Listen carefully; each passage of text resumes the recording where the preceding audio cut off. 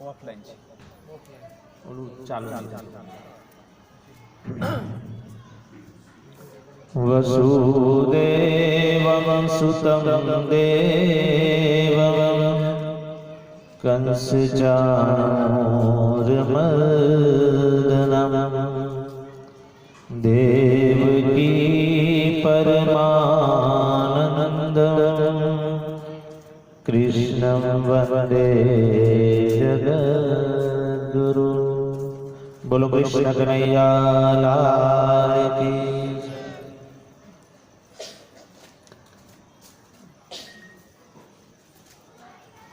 શ્રીમદ ગરુડ પુરાણ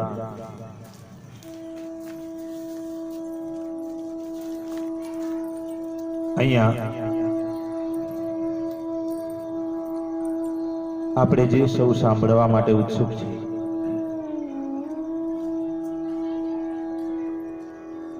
સમયે સમયે આ પુરાણ વારંવાર સાંભળવું આપણને અવસર પણ મળે છે।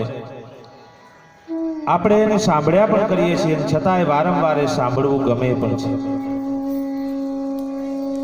તમને સાંભળવું પણ ગમે અને અમને કહેવું પણ ગમે એવો આ પવિત્ર ગ્રંથ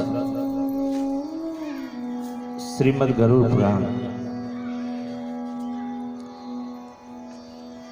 ભગવાન નારાયણ અને ગરુડજી બંને જે ચર્ચા કરે છે અને એ ચર્ચાની અંદર ગરુડજીના કેટલાક પ્રશ્નોના જવાબ જે ભગવાન આપે છે,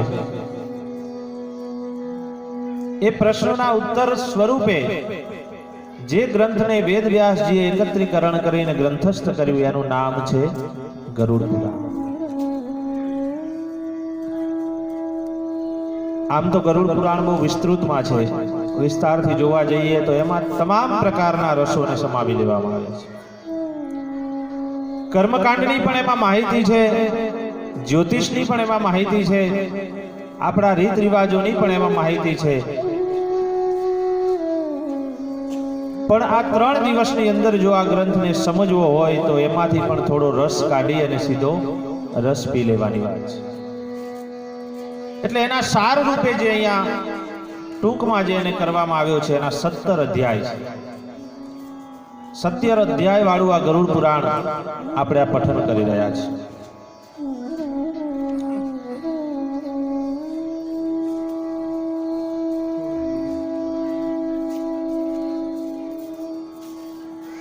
તો ગરુડજી ભગવાનને વારંવાર પ્રશ્ન કરે છે, અનેક પ્રકારના એમના મનમાંથી પ્રશ્ન થાય અને એ પ્રશ્નના ઉત્તર જેમ ભગવાન દેતા જાય એમ એમ આપણને એક જીવન જીવવાનો નવો રાહ મળે છે। આપણે સૌ જીવન તો જીવ્યા જ કરીએ છીએ, પણ ખરેખર કેવું જીવન જીવવું જોઈએ અને આપણે જે જીવીએ છીએ ખરેખર સાચું છે ખોટું, એ જો આપણે એનું ચકાસણી કરવી હોય તો એ ગરુડ પુરાણમાંથી થાય છે। માણસને જીવન જીવવાના કેટલાક નિયમો છે, અનેક ગ્રંથોમાં વાંચીએ તો બધાની તો કૃષ્ણને જોવા જઈએ તો કૃષ્ણ જેવું જીવ્યો છે એવું આપણે ન જીવી શકીએ, એને જેવું કર્યું છે એવું આપણે કરી શકીએ નહીં, એને જેવું કહ્યું છે એવું પણ આપણે કરી શકતા નથી। રામે પણ જેવું ચરિત્ર જીવન જીવ્યા છે એવું આપણે જીવી નથી શકતા, પણ ગરુડ પુરાણ છે તો મુક્તિનો માર્ગ બતાવે છે। આજે આપણે સૌએ શું કર્યું છે કે એને મૃત્યુની પાછળ સાંભળવાનો ગ્રંથ લઈ લીધો છે। ગરુડ પુરાણ એટલે માણસનું મૃત્યુ થાય પછી જ સંભળાય એમ। ઘણા તો અમને પૂછે કે મહારાજ અમારે ગરુડ પુરાણ વાંચવું છે પણ વંચાય ખરું? સાહેબ, નાના નાનપણ ગમે તે યુવાની હોય કે વૃદ્ધાવસ્થા હોય, કોઈ પણ સમયે માણસે ખરેખર જીવતા આ ગ્રંથ વાંચવાની જરૂર છે। મૃત્યુ પછી એના ફોટાને સંભળાવવાની જરૂર નથી, પણ મૃત્યુ પાછળ પણ આ ગ્રંથ વાંચવામાં આવે છે એનું એક કારણ છે કે જ્યારે માણસનું મૃત્યુ થાય ને પછી એનો શોક એટલો લાગે કે એ સમયે માણસને કાંઈ સૂઝે નહીં। ત્યારે ખરેખર પોતાના ગયેલા સ્વજનના ઉદ્ધાર માટે હવે કેવી રીતે મારે એની પાછળના 12 દિવસ સુધી જીવન જીવવું, એના 12 દિવસ સુધી મારે શું શું કરવું અને શું ન કરવું આ બધા નિયમોને જાણવા માટે ગરુડ પુરાણ છે. એ સમયે સાંભળવાથી પણ એ આત્માનો ઉદ્ધાર તો થાય જ છે, પણ એમાં પણ સાંભળ્યા પછી થોડુંક થોડુંક એનું પાલન આપણે કરવું. હા, બાકી તો શેઠની શિખામણ ઝાપા સુધી એનો કોઈ મતલબ નથી સાહેબ. પણ સાંભળ્યા પછી એને અંદર ઉતારવું. આપણે તો કથામાં બહુ બેઠા, પણ કથા આપણામાં બેઠી કે નહીં એ બહુ મોટો પ્રશ્ન છે સાહેબ. બાકી તો કથા એનું ઊંધું કરીએ તો શું થાય? થાક. જો કથા સાંભળીએ અને એટલા જ રસપૂર્વક એટલા જ ભાવપૂર્વક સાંભળીએ તો 3 કલાક 4 કલાક કે 6 કલાક ક્યાં વયા જાય એની કાંઈ ખબર ન પડે. એમાં માત્ર ને માત્ર આનંદ જ આવ્યા કરે. કેવલ ને કેવલ આનંદ આવે. એનો ક્યારેય પરિશ્રમ લાગતો નથી, એનો ક્યારેય થાક લાગતો નથી. પણ જો ભાવ થોડો, શ્રદ્ધા થોડી ઘટી જાય તો પછી થાક ને પછી તો જીવન આખું થાક લાગે. કારણ કે સાંભળવાનો જ્યારે અવસર મળે ત્યારે માણસ સાંભળતો નથી અને પાછળથી પસ્તાવો કર્યા કરે છે. શિવ અને પાર્વતીને પણ આવી જ દશા થઈ. ભગવાન શિવ એક દિવસ પાર્વતીને લઈ અને કુંભજ ઋષિની પાસે રામચરિતમાનસ સાંભળવા માટે આવ્યા. તુલસીદાસ લખે, એક બાર ત્રેતાયુગ માહે શંભુ ગયે કુંભજ ઋષિ પાહી. એક બાર ત્રેતાયુગ માહી. ભગવાન શિવ પાર્વતીને લઈને ગયા છે, પણ પાર્વતીને શંકા થઈ, કાં તો ઘડામાંથી નીકળેલા ઋષિ અને એ વળી આપણને શું કથા સંભળાવવાના. એ શંકા થઈ. પરિણામે વળતી વખતે ભગવાનને રામના દર્શન થયા, પણ પાર્વતીને થયા. સાક્ષાત્કાર કરતા કથામાં બેઠા હોય ને તો ભગવાન મળતા બહુ વાર નથી લાગતી, પણ ખરેખર સાચી શ્રદ્ધા અને ભક્તિથી બેઠેલા હોવા જોઈએ. તુલસીદાસજીએ તો કહ્યું, એક ઘડી આધી મેં પુનિયાદ તુલસી સંગત સાધુ કે કટે કોટી અપરાધ. થોડીક વારનો સત્સંગ થઈ જાય ને તો બહુ છે, વધારે જરૂર નથી, પણ એ થવો બહુ મુશ્કેલ છે સાહેબ. એટલા માટે ગરુડજી અહીંયા પ્રથમ અધ્યાયની અંદર વાત કરે કે ધર્મ દ્રઢ બઢમૂલો વેદ સ્કંદ પુરાણ શાખાઢ્ય કૃત કુસુમ મોક્ષ ફલો મધુસૂદન પાદયો જયતી. શ્રી વિષ્ણુ ભગવાન રૂપી વૃક્ષ એ સર્વશ્રેષ્ઠ છે અને ભગવાન રૂપી વૃક્ષ એ જ ધર્મનું દ્રઢ મૂળ છે. વેદ એની શાખાઓ છે અને યજ્ઞ એના પુષ્પ છે અને મોક્ષ એનું ફળ છે. એવા મધુસૂદનને નમસ્કાર કરી નૈમિષારણ્યમાં સૌનકાદી ઋષિઓએ સ્વર્ગ પ્રાપ્તિના આશ્રય માટે સુતજી પુરાણીને પ્રશ્ન કર્યો કે હે પ્રભુ, હવે કંઈક મોક્ષનો માર્ગ બતાવો. અને સુતજી કહે છે કે હું તમને શું કહું, પણ ભગવાન નારાયણે જે ગરુડજીને જે માર્ગ બતાવ્યો એમાં જે વાત કરી એ જ વાત હું તમને કહું છું. એક સમય ભગવાન અને ગરુડજી વૈકુંઠમાં બેઠા બેઠા ચર્ચા કરે છે અને ગરુડજી અમને પૂછે છે કે હે પ્રભુ, આપે આપણે ભક્તિ માર્ગની તો વાત કરી, પણ હવે પાપીઓના માણસોની શું દશા થાય છે એની અમને વાત કરો. શરૂઆત પાપથી. કારણ કે જ્યાં સુધી આપણને અહેસાસ નહીં થાય ને, પરિચય બિના પ્રીતિ ન હોય, ઓળખાણ ન પડે ત્યાં સુધી ખબર નહીં પડે કે આને પાપ કહેવાય કે આને પુણ્ય કહેવાય. નાનું બાળક હશે ને એને આપણે ચેતવવું પડશે કે બેટા અગ્નિને ન અડતો, આને ઇલેક્ટ્રિસિટી કહેવાય, આને શોર્ટ આવે અહીંયા ન અડતો. બહાર જઈશ ખુલ્લા પગે તો તડકો લાગશે, તારા પગ બળશે, ત્યાં ન જતો. પણ એક વખત જો એને અનુભવ થઈ જાય પછી તમારે કહેવું નહીં પડે, પછી એની જાતે જ છેટું રહેશે. હા, તમે એને નજીક લઈ જશો ને તો એ આવશે. આ અનુભવનો સવાલ છે. એમ અહીંયા પણ આપણને ગરુડ પુરાણની સાથે બેસી અને વાંચી અને આપણે એકવાર અનુભવ કરવાનો છે કે ખરેખર હું ક્યાં છું. આજુબાજુ વાળા ક્યાં છે એ જોવાની જરૂર નથી, પણ આપણે ખરેખર આમાં ક્યાં બેઠા છીએ એ જોવાની જરૂર છે. તો ભગવાન કહે છે, હે ગરુડજી સાંભળો, પહેલા તો માણસ કર્મોથી બાલ્યાવસ્થા, વૃદ્ધાવસ્થા અને યુવાવસ્થા ભોગવે છે. પણ યુવાવસ્થાની અંદર તો માણસ તમામ પ્રકારના સુખો ભોગવે છે, કારણ કે એની પાસે બાહુબળ હોય છે, એની પાસે સર્વ પ્રકારની શક્તિ હોય છે. પણ વૃદ્ધાવસ્થા જ્યારે આવે છે ત્યારે માણસને વ્યાધિગ્રસ્ત બને છે. એને લાગે છે કે હવે મારું મૃત્યુ નજીક આવ્યું છે, અને છતાંય પણ આ સંસારિક માયાની અંદર એનો જીવ છૂટતો નથી. વૃદ્ધાવસ્થામાં અશક્તિઓ આવે છે, ઇન્દ્રિયો કામ કરતી નથી, પોતાનું શરીર સાથ આપતું નથી, જઠરાગ્નિ પણ મંદ બને છે, અને નાડીઓમાં એ બધી કફ ભરાઈ જાય છે, નેત્ર મોટા થઈ જાય છે, અને આવી હાલતમાં પથારીવશ માણસ બને અને પછી કૂતરાની પેઠે એને અન્ન ખાવા મળે છે.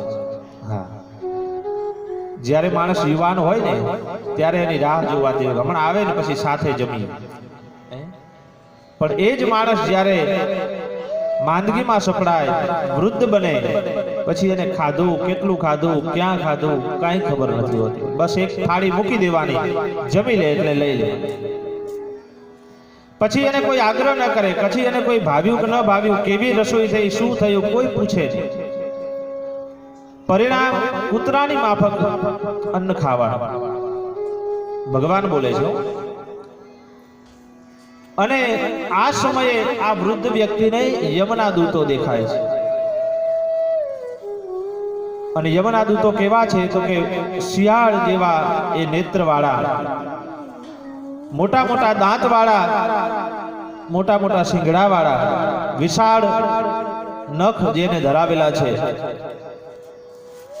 મુખમાંથી આ જ્યારે યમના દૂતોને માણસ જોવે છે ત્યારે એને મોઢામાંથી ફીણ નીકળી જાય છે, એની લાળ ગદડતી થઈ જાય છે, મળમૂત્રનો ત્યાગ થઈ જાય છે. અને હે ગરુડજી, અને આ સમયે માણસ એનો જીવાત્મા તમામ ઇન્દ્રિયોમાંથી છૂટી અને મળના દ્વારે પહોંચી જાય છે. જો પાપી હોય ને તો જ એને યમના દૂતો દેખાય, પુણ્યશાળીને આ બધું દેખાતું નથી. એટલે આપણે આપણામાં કહેવાય છે કે જ્યારે મળમૂત્રનું વિસર્જન થઈ જાય તો સમજી લો કે આ માણસ પાપી હતો. મૃત્યુ સમયે આ બધી સંજ્ઞાઓ છે, આપણા વડવાઓએ કહેલી છે. એ આ ગરુડ પુરાણના આધારે જ કહેતા હતા, કારણ કે એ જ્યારે ગરુડ પુરાણ સાંભળતા ત્યારે ખૂબ ધ્યાનપૂર્વક સાંભળતા. એટલે માણસનું મૃત્યુ થાય ત્યારે એનો જીવાત્મા બધું છોડી અને મળ દ્વારે પહોંચી જાય, અને અંતે યમના દૂતો એને પાસથી છોડાવે છે. પરિણામે એ સમયે એને મળમૂત્રનો ત્યાગ થાય છે. આપણને સૌને ખબર પડી જાય આ માણસ પાપી. અને એ સમયે એનો જીવાત્મા અંગૂઠા જેવડું એક એને બીજું શરીર મળે છે. યમના દૂતો તાત્કાલિક એને અંગૂઠા જેવડું એક શરીર આપે. આ શરીર વાળા જીવને લઈને યમના દૂતો એને સીધા જ યમપુરીમાં લઈ જાય છે. યમપુરીમાં લઈ જઈ ચિત્રગુપ્ત એના પાપ પુણ્યનો હિસાબ કરે, અને પછી પાછા યમના દૂતો સીધા જ એ જીવને પાછા પોતાના મૃતદેહ પાસે લાવે છે. ત્યાં સુધીમાં સગાવાલા બધા તૈયારી કરતા હોય. તો આ પંચ મહાભૂતોનો બનેલો આ શરીર, અગ્નિ, પવન, વાયુ, તેજ અને જલ, આ પંચ મહાભૂતો. આપણો સૌનો સંબંધ એકબીજાની સાથે શેની સાથે છે ખબર છે કોઈ? આપણે એકબીજાના કયા સંબંધથી જોડાયેલા છે? શરીરના સંબંધથી જોડાયા છીએ કે આત્માના?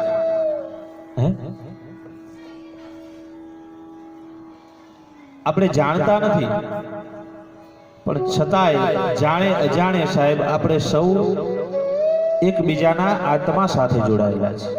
શરીર સાથેનો કોઈ સંબંધ નથી. શરીરમાં તો આપણને ખાલી મોહ છે, એની સાથેનો તો ખાલી સ્વાર્થ છે, બાકી આપણો સંબંધ તો આત્મા સાથે જોડાયેલો છે. ગીતાની અંદર પણ ભગવાને વારંવાર આત્મદર્શન કરવાનું કહ્યું, આત્મજ્ઞાન કરવાનું કહ્યું. કારણ કે જ્ઞાન એને જ કહેવાય કે જે પોતાના આત્માને ઓળખી શકે. સંતો તો કહે છે કે વાત માને ઓળખ્યા વિના રે હે 184 નહીં તો ટળે રે હે એવી ભ્રમણાને ભાગ્યા વિના રે એ ભવના ફેરા નહીં તો આપણને એમ લાગે કે હું મંદિરે જાઉં છું એટલે હું ભક્ત છું, હું માળા કરું છું એટલે હું ભક્ત છું, હું ભગવાનની પૂજા સેવા કરું એટલે હું ભક્ત છું, પણ એવી ભક્તિ એ ભક્તિ નથી. ભક્તિ તો એને કહેવાય કે જો ભક્ત, પહેલી ભક્તિની ઓળખાણ એ છે કે તમારામાં નિર્ભયતા આવે ને તો એ ભક્તિ સમજવી. તમને કોઈનો ભય ન લાગવો જોઈએ. જ્યાં સુધી ભય લાગે છે ત્યાં સુધી સમજવાનું કે આપણી ભક્તિ કાચી છે. સામે કાળોતરો નાગ આવે, કેસરી સિંહ આવે તો પણ આપણને કોઈનો ભય ન લાગવો જોઈએ. ગમે તેવી આપત્તિ આવે પણ સાહેબ એમાં દુઃખમાં દુઃખી ન થવું, સુખ આવે તો છલકાઈ ન જવું. આ પરિસ્થિતિ આવે ત્યારે ભક્તિ સાચી છે. બેનો કે ભાઈઓ જ્યારે પૂજા કરતા હોય પછી માનો કે એમાંથી વંદો નીકળે તો શું હાલત થાય? આપણી પૂજા અધૂરી રહી જાય. એ ભક્તિ નથી સાહેબ.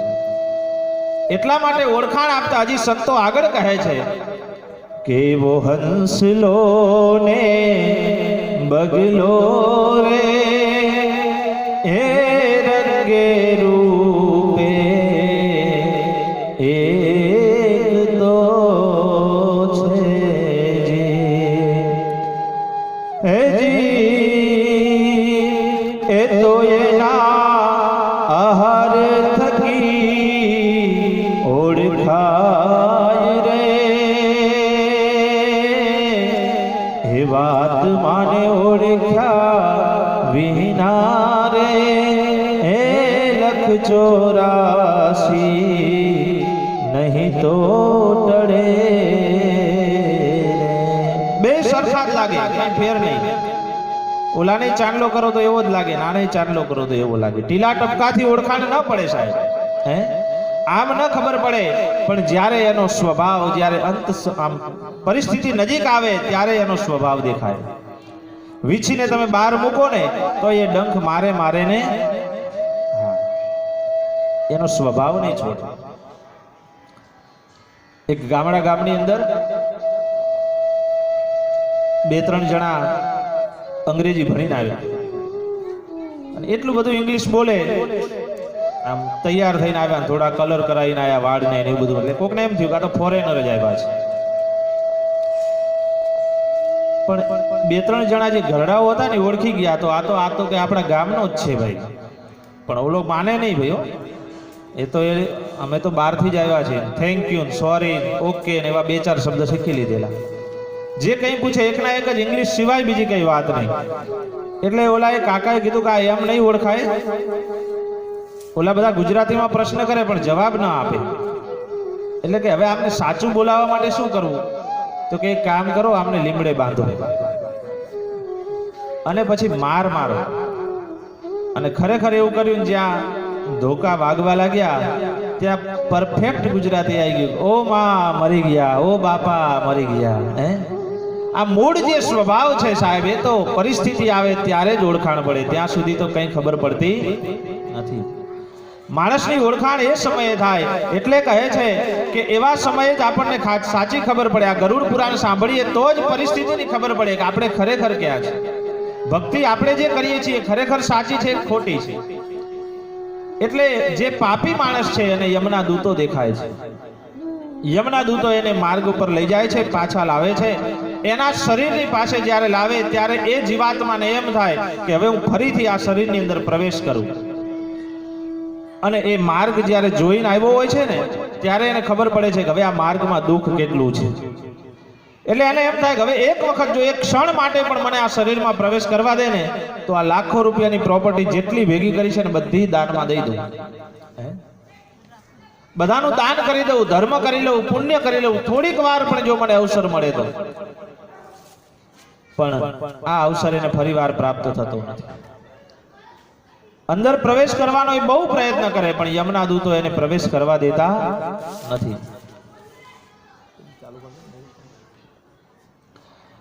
તો આ યમના દૂતો એને પકડી રાખે છે.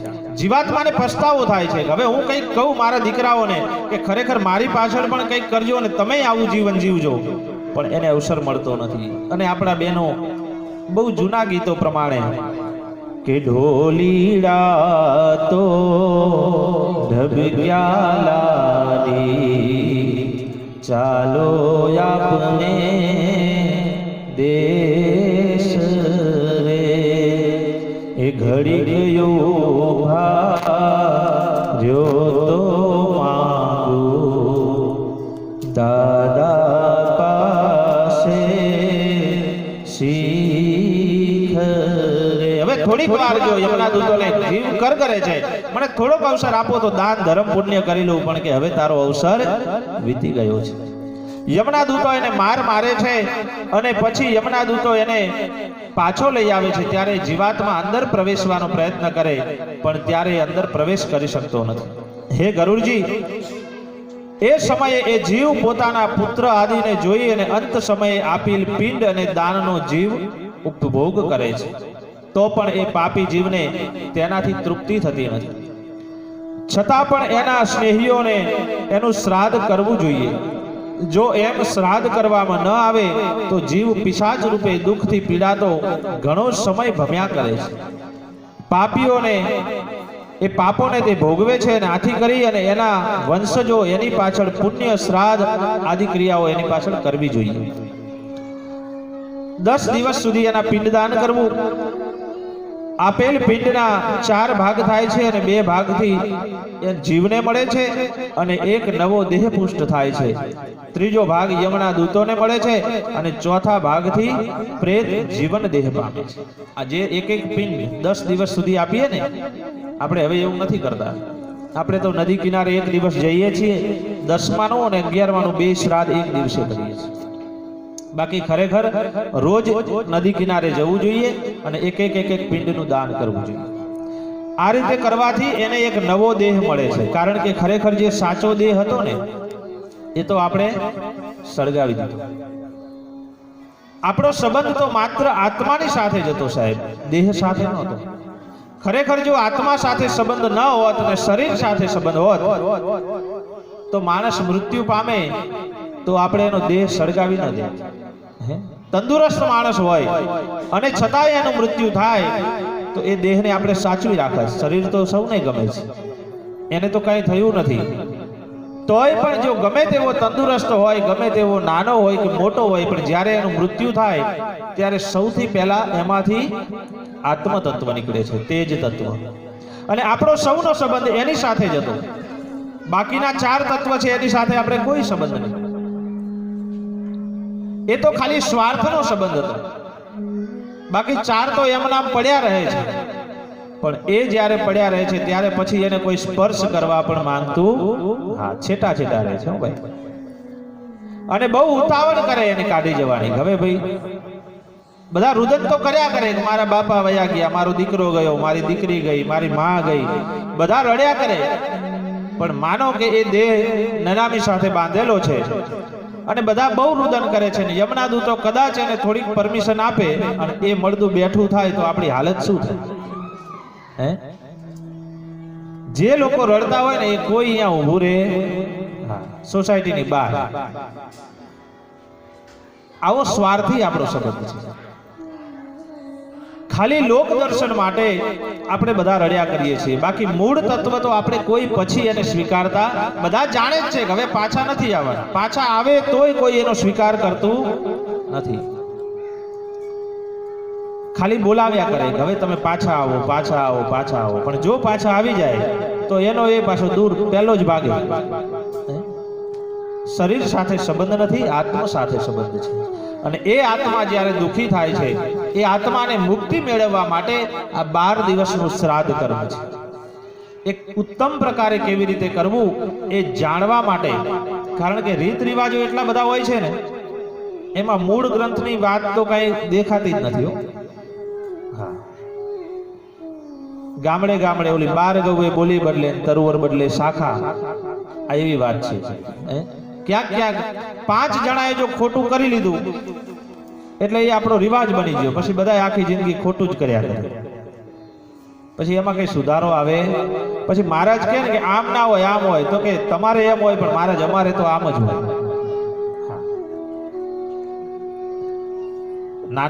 નાની ઉંમરના માણસો મરી જાય એટલે હવે આપણે રિવાજ પાછો નવો નીકળ્યો છે. અમારે નાનો હતો ને એટલે 12મું ન કરાય, એટલે અમે 11મું કરી નાખ્યું.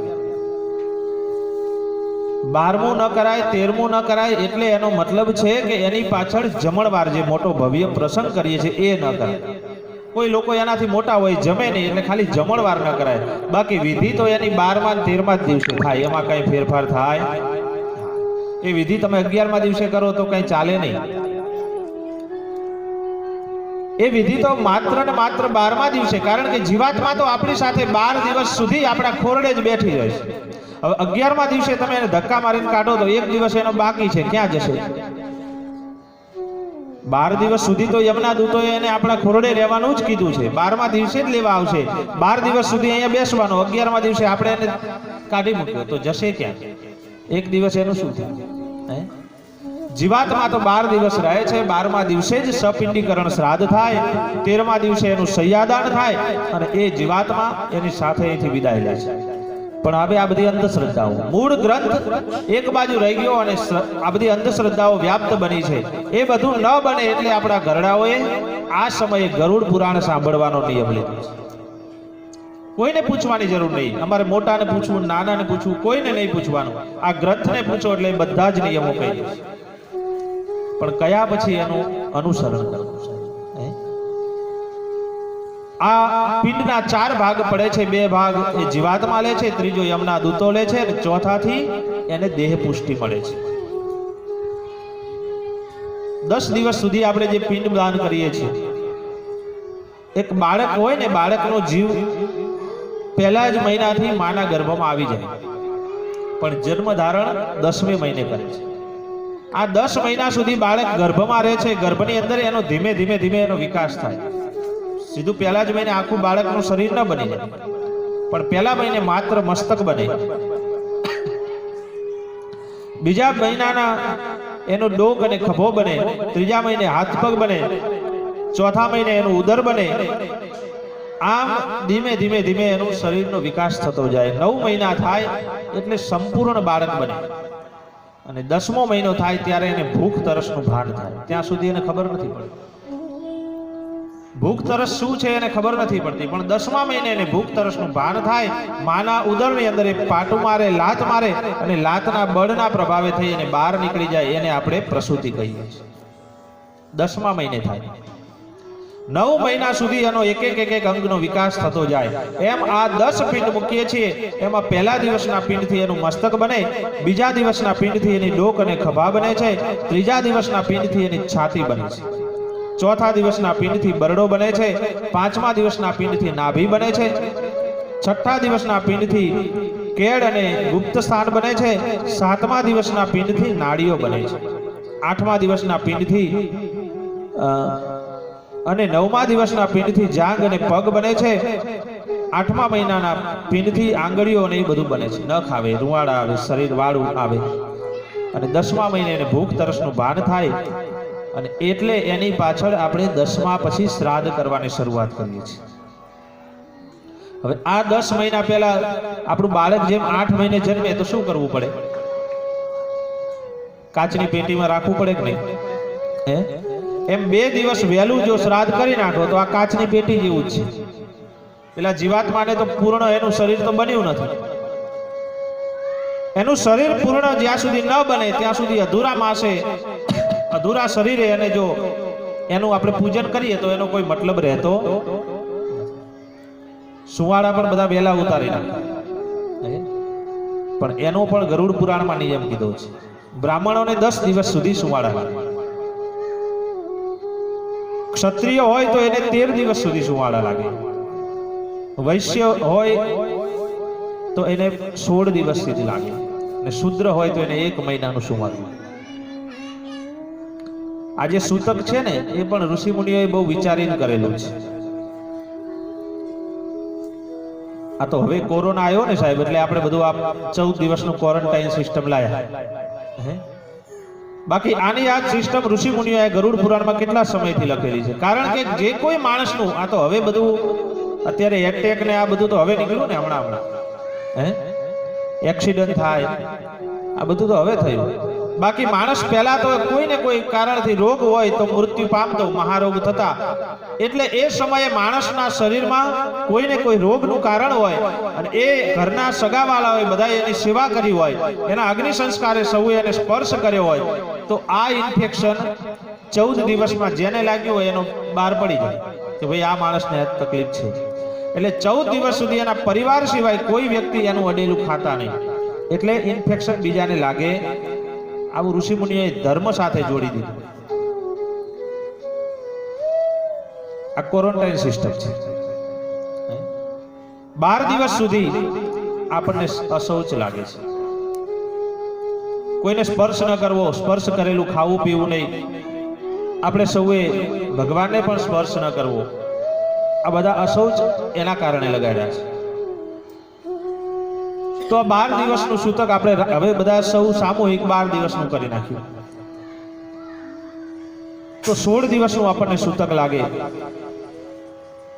1 મહિનાનું શૂદ્રને સૂતક લાગે. 10 મહિનાના 10 પિંડથી આ માણસનું શરીર બને અને શરીર આપ્યા પછી 11માની નારાયણ બલિ શ્રાદ્ધ થાય, 12મા દિવસે એનું સપિંડીકરણ શ્રાદ્ધ થાય અને 13મા દિવસે એનું શય્યાદાન થાય. ગરુડજી, હવે તમે સાંભળો કે આ યમુના માર્ગ છે. આ યમુના માર્ગની અંદર વૈતરણી નદી સિવાય 1000 યોજન લાંબો છે.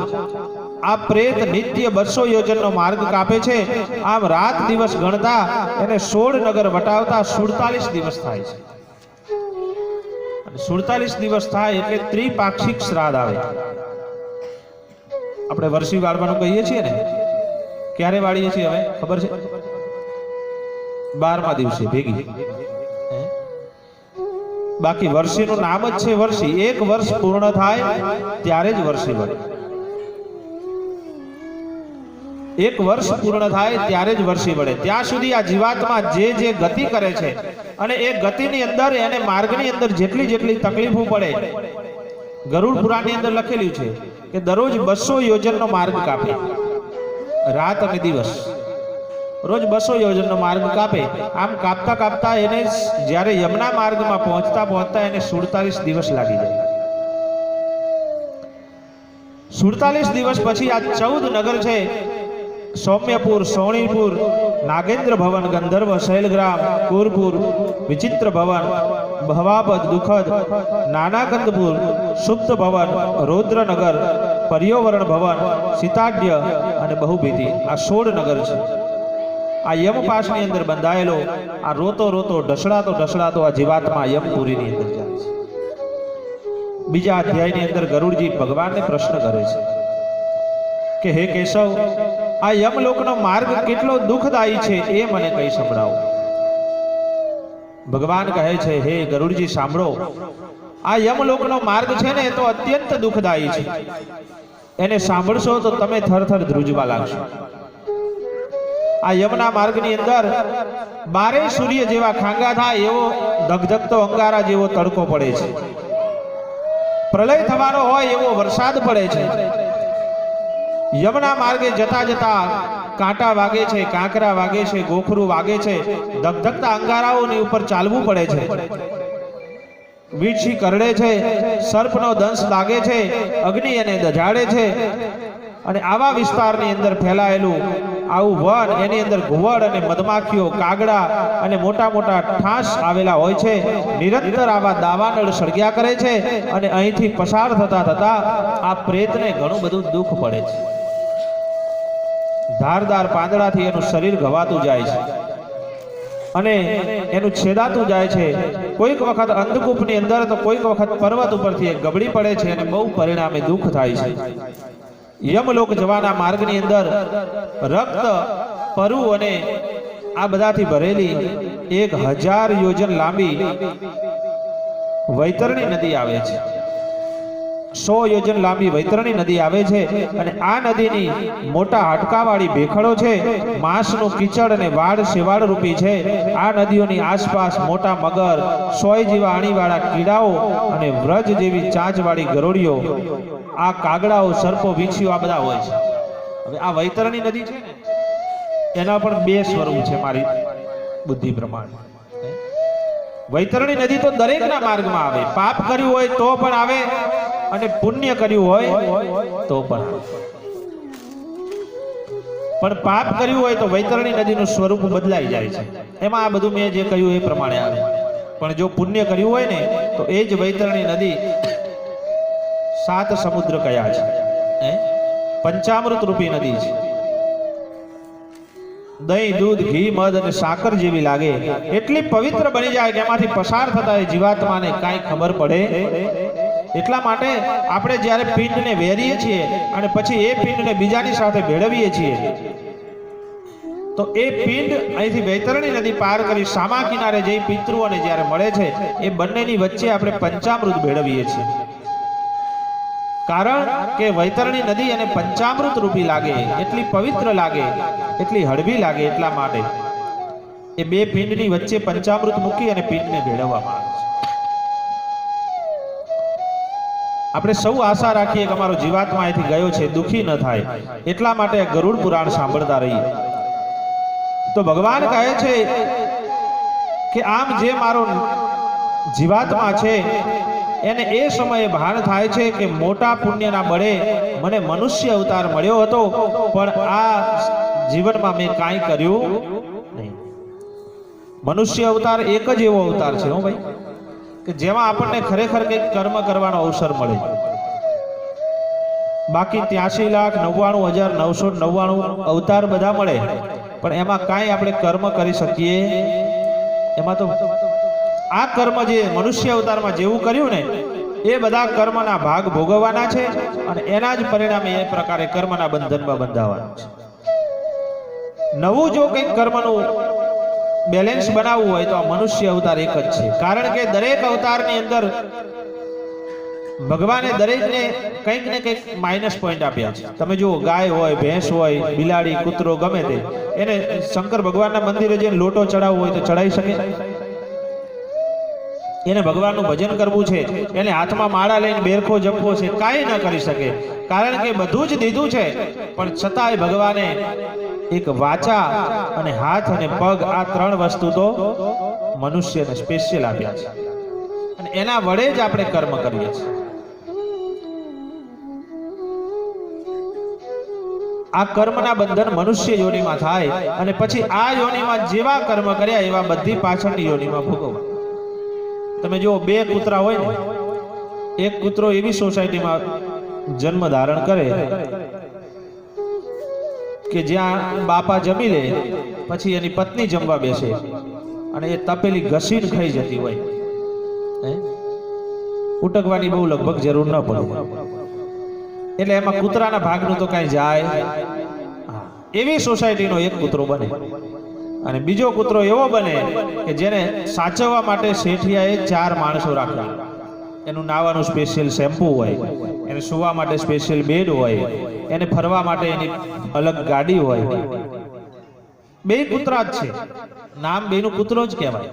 પણ છતાંય મનુષ્ય યોનિના કર્મ એવા છે કે કૂતરાની યોનિમાં જન્મ્યા છતાં પણ એને સુખ મળે ને. આ કર્મનું જે બેલેન્સ છે ને સાહેબ, આ એક અવતાર પૂરતું નથી, આ જન્મો જન્મ પૂરતું છે. આપણને એમ થાય ને ઓલો એફડી કરી લઈએ, LIC ઉતરાઈ લઈએ, એ તો ટૂંક સમય માટે એનું બેલેન્સ છે, એનું વળતર છે. પણ આનું વળતર કોઈ ખૂટાડી શકતું નથી. આ જન્મો જન્મ સુધી આ ભોગવવું પડે છે. પાપ કરીએ તો પણ અને પુણ્ય કરીએ તો પણ આપણે સૌ કોઈ એમાંથી મુક્ત થઈ શકતા. કારણ કે મોટા મોટા મોલ હોય ને એમાં બહુ સિક્યુરિટી ગોઠવેલી હોય. કોઈ માણસ અંદરથી કઈ વસ્તુ લઈને બહાર ના નીકળી શકે, પણ તોય ચોરી કરવા વાળા તો કરે ને. ઓલા એરપોર્ટમાં જાઓ ને તો ત્યાં પણ બધી સિક્યુરિટી હોય કે કઈ અમુક વસ્તુ ન લઈ જવા દે, તો એ બધા ઓલા બ્લેક પેપરમાં વીંટોળીને પણ લઈ જવા વાળા તો લઈ જ જાય. એમાંય આપણે ઉત્તર ગુજરાત તો કાંઈ મૂકે જ નહીં.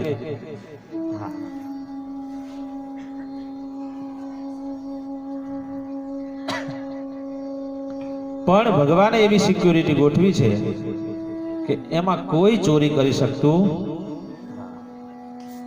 ભગવાને નિયમ બનાવ્યો કે અહીંયા જ બધું લઈ ભેગું કરવાનું અને અહીંયા જ મૂકીને જવાનું. કોઈ વસ્તુ કઈ સાથે લઈ જઈ શકશે નહીં.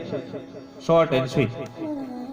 હવે તમે જુઓ, મોટો રાજા હોય ને તોય મૃત્યુ પામે, સોનાની વીંટી પહેરી હોય, ગળાનો હાર પહેર્યો હોય તોય કઈ લઈ જઈ શકતો નથી. અને પેલો ગરીબ હોય તોય કઈ લઈ જઈ શકતો નથી. ગમે તેવો હોય પણ બે જ વસ્તુ લઈ જાય, પાપ અને પુણ્ય. કર્મના બંધન સિવાય ત્રીજી કોઈ વસ્તુ અહીંયાથી ભગવાન કહે છે કોઈ છટકીને જઈ શકતું નથી. એને એટલી બધી સિક્યુરિટી ટાઈટ છે. આપણે ગમે તેવા પ્રયત્ન કરીએ, ભેગું કરીએ, પણ આ બધું આપણા કઈ કામમાં આવતું નથી. માણસ તો ભેગું કરવામાં જ મથ્યા કરે છે. એટલે સંતો કહે છે કે કાગજની કોથળિયા હવાથી ભરેલી, કાગજની કોથળિયા હવાથી ભરેલી, કાળના થપાટે તો ફૂટી રે પ્રભુ પાસે માંગ બંદા, માંગ મહેરબાની. ખુદા પાસે માંગ બંદા, માંગ મહેરબાન. બધું કઈ ન મંગાય જાય, પણ હે પ્રભુ મને એવો સન્માર્ગ આપજો કે એ માર્ગથી હું સત જીવન જીવી શકું. બાકી પાપ તો આપણે બહુ ભેગા કર્યા કરીએ છીએ પણ ખબર નથી પડતી. યુવાની આવે છે ત્યારે માણસ બહુ પાપ કર્યા કરે એને ખબર ના પડે કે મારું જીવન ક્યારે પૂરું થઈ જશે. કારણ કે આમાં તો ભગવાને કોઈને કોઈ એક્સપાયરી ડેટ લખીને તો મોકલ્યા જ નથી. એટીએમ કાર્ડ ઉપર તો છેલ્લી ડેટ લખેલી હોય કે આટલા સુધી તો ચાલશે જ, વાંધો નહીં. ટિકિટ હોય તો પણ લખેલી હોય, બધાની ઉપર લખેલી હોય, પણ આ ચિઠ્ઠી એવી છે કે એનું કોઈ છેલ્લું સરનામું હોતું નથી. એ તો સમય આવી જ જાય, આવીને ઉભો રહે, પછી કોઈ સુધારવાનો અવસર નથી મળતો. માણસ મૃત્યુથી ભાગ્યા કરે છે સાહેબ, પણ ખરેખર મૃત્યુથી ભાગવા કરતા મૃત્યુને સુધારી લેવું એ જ માણસના જીવનનો ધ્યેય હોવો જોઈએ. ભાગવાથી એનાથી ભાગી નથી શકાતું, છૂટી જ નથી શકાતું. માણસને દર્દ થાય તો તરત એમ થાય કે દવાખાને પહોંચી ગયા હોત તો સારું હતું. જો દવાખાને પહોંચી જવાથી બચી જતા હોત તો ડોક્ટર તો અજર અમર થઈ જાય. એ તો કોઈ દી મરે જ નહીં. પણ મૃત્યુ છે ને એ માણસને એનો સમય નક્કી કર્યો હોય છે, એનો સ્થાન નક્કી કર્યું હોય છે. ગમે તે સંજોગોમાં પણ એ જીવાત્મા ત્યાં પહોંચી જ જાય છે. સમય થાય ને એમાં કોઈનો છુટકારો નથી. એક વખત એક પોપટ અને નારદજીને મિત્રતા થઈ ગઈ. એટલે પોપટે નારદજીની સાથે ઓમ નારાયણ નારાયણ નારાયણનું ભજન કરે. નારદજીને બહુ ગમે. એક દિવસ પોપટે નારદજીને પૂછ્યું, નારદજી તમે આટલા બધા ભક્ત છો? તો કે હા. તમારે ભગવાન સાથે સીધા સંબંધો? બોલે હા. એમના મોબાઈલમાં આપણો નંબર હોય જ તે, તમે જુઓ, અને આપણી પાસે એમનો નંબર છે. તો કે તમે એક કામ કરો ને, તમે એક વસ્તુ જોઈ આવો કે મારું મૃત્યુ ક્યારે છે, તમે એ મને કહી દો. નારદજી કે ઈ આપણે જોવાય નહીં, ઈ આપણું કામ. આપણે તો ભજન કર્યા કરીએ, મૃત્યુનો કોઈ ભય નથી. સદાય આ સમયને સુધારવાનો એ જ મૃત્યુ. પણ છતાંય પોપટે જીદ કરી, એટલે મિત્રની જીદને એને માન્ય રાખવી પડી. નારદજી ભગવાનને પૂછી અને ધર્મરાજના દરબારમાં ગયા. એટલે ધર્મરાજ જમવા બેઠા હતા. એટલે નારદજી જઈને બેઠા કે કેમ? તો કે એક મિત્ર છે મારો પોપટ, અને એને જોવા માટે આવ્યો છું કે એનું મૃત્યુ ક્યારે છે. તો ધર્મરાજ કે એક કામ કરો ને, હું તો જમવા બેઠો છું, પણ એ આ ટીપાઈ ઉપર ચોપડો રાખેલો જ છે, તમે જોઈ લો જાતે. એમાં જોઈ લો એટલે તમને ખબર પડી જાય.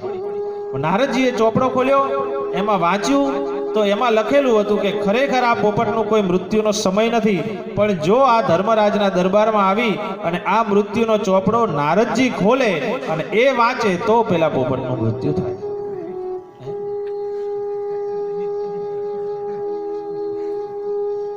એનાથી છૂટી શકાતું. કાળનાથ પાટે તો ફૂટી રે જવાની, પ્રભુ પાસે માંગ બંદા, માંગ મહેરબાની, ખુદા પાસે માંગ બંદા, માંગ મહેરબાની. યુવાનીમાં ખબર ન પડે સાહેબ કે આપણે શું કરીએ છીએ. એટલે જ નારદજીએ પેલા રાક્ષસને કહ્યું ને, કોને? વાલિયા લૂંટાર, કે પૂછી આવ તો ખરો કોઈ ભાગ લેશે? બધાએ ના પાડી. તને સવડું ના આવે ને તો અવડું બોલ, મરા મરા બોલ, તોય તારો ઉદ્ધાર થશે, પણ એક વખત તું બોલ. પણ સાહેબ સદગુરુના શરણમાં એને એક વખત શરણું લઈ લીધું, પછી પાછું વળીને જોયું નથી. અને આપણે તો પછી બધા ભગવાનની ભક્તિ કરતા હોય પણ સાથે ચારે બાજુનું ધ્યાન રાખતા હોય. હા, માળા કરતા કરતા જો વોટ્સએપમાં મેસેજ આવી જાય તો પહેલા એ જોઈ લેવો પડે, ઇમરજન્સી. હો, હા, નોટિફિકેશન ના ચૂકવું, તો એ ભક્તિ નથી સાહેબ. ભગવાન કહે છે 24 કલાક હું તારા માટે તત્પર છું, તમે તમારા જીવનના તમામ કર્મ કરો. ભગવાને વારંવાર કૃષ્ણએ અર્જુનને એક જ વાત કહી કે અર્જુન તું કર્મ કર. અર્જુન તો બેસી જ ગયો હતો, મારે યુદ્ધ કરવું જ નથી. તો એ વખતે જ ભગવાન કહી શકતા હતા કઈ વાંધો નહીં, આપણે ઘરે પાછા જતા રહીએ, તમારે ન કરવું હોય તો. ભગવાનને કઈ આમાં રસ નહોતો કે ભાઈ આ કૌરવોને પતાવી દેવાનું. હે, પણ ધર્મનું સ્થાપન કરવા માટે દરેક મનુષ્યએ કર્મ કરવું અવશ્ય જરૂરી છે. આપણા લગ્ન થયા છે, આપણી પાછળનો આપણો પરિવાર છે, તો એનું ભરણ પોષણ કરવાની જવાબદારી આપણી છે. માટે કાળા ધોળા તો કરવા પડે, એમાં ભગવાને કાંઈ જ ના નથી પાડી શકે, પણ નીતિથી.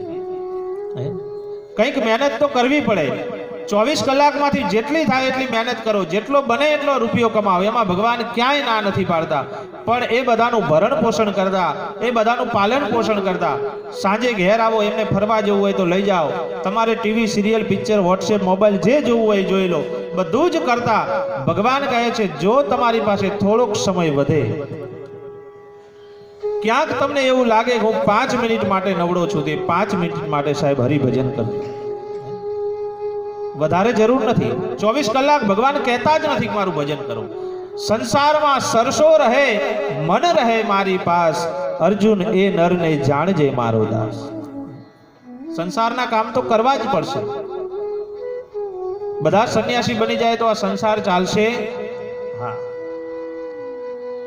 કપિલ મુનિના પિતા હતા ને, એમને પણ ના જ પાડી કે મારે આ લગ્ન કરવા જ નથી. પણ તોય ઋષિ મુનિઓએ આવીને એને સમજાવ્યા તમે લગ્ન નહીં કરો તો હજી આગળ વંશ વેલો નહીં વધે. તો દેવહૂતિના લગ્ન એની સાથે કરવા પડે. એટલે આ બધું સંસારની માયાઓ છે. સીધો સીધો સંસાર સંન્યાસ લેવાથી પણ ભગવાન એને પ્રાપ્ત થતા નથી. પણ સંસારમાં રહેવું પડશે, કામ કરવા પડશે.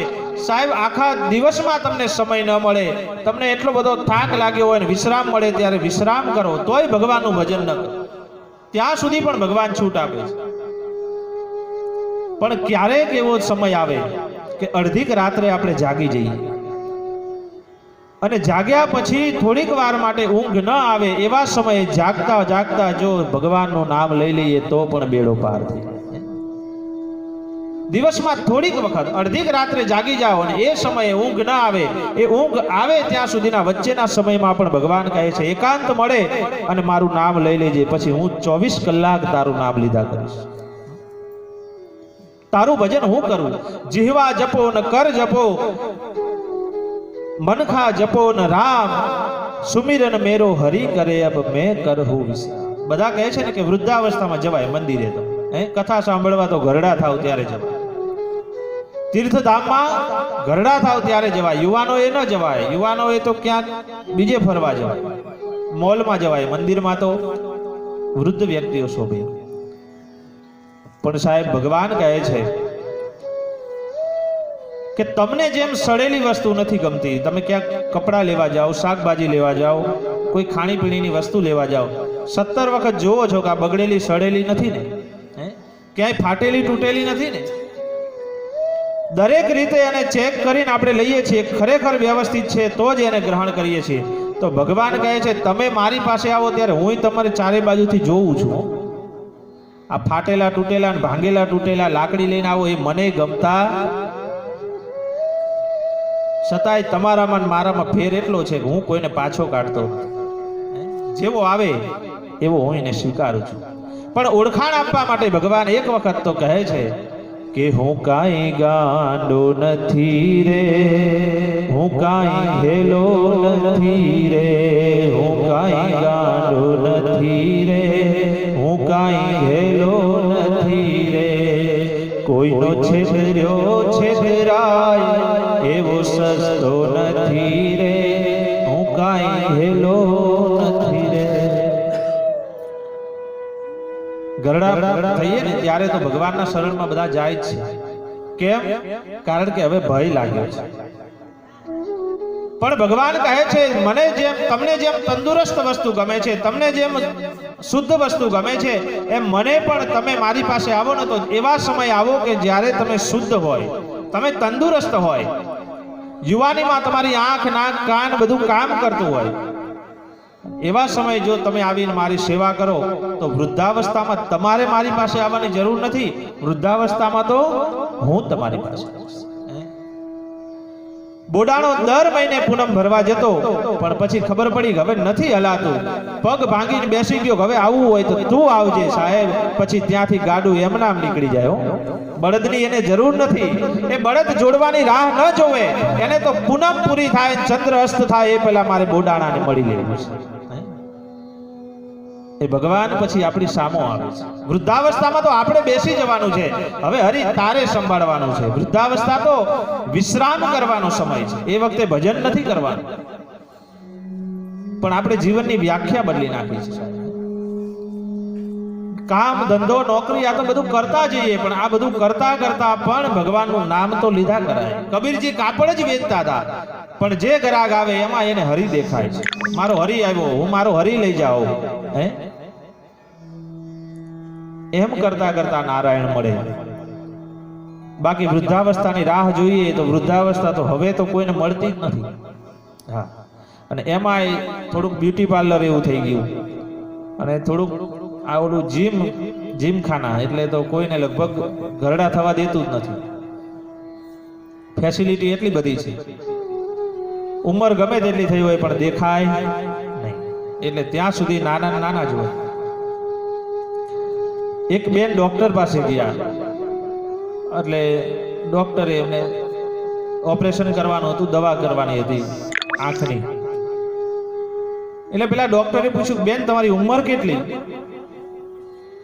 પેલા બેન કે 24 વર્ષ.